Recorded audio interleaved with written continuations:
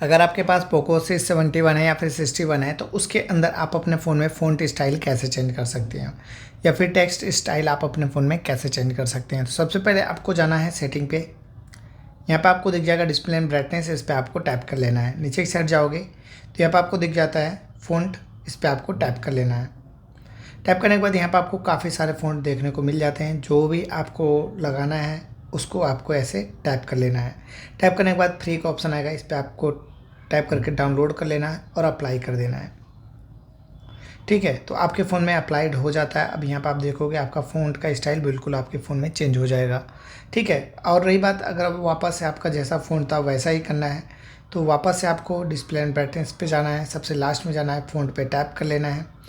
अब यहाँ पे आपको माई अकाउंट का ऑप्शन आएगा, इस पर आप टैप कर लेंगे। टैप करने के बाद फ़ॉन्ट का ऑप्शन आएगा, वापस इस पे जाना है, डिफ़ॉल्ट पे टैप कर लेना है और अप्लाई कर देना है। ठीक है, जैसा फ़ॉन्ट होता है कंपनी के थ्रू जैसे आता है बिल्कुल आपके फ़ोन में वैसा सेट हो जाएगा। अब यहाँ से आप बैक कर लोगे, नॉर्मल आपका फ़ॉन्ट स्टाइल हो जाता है।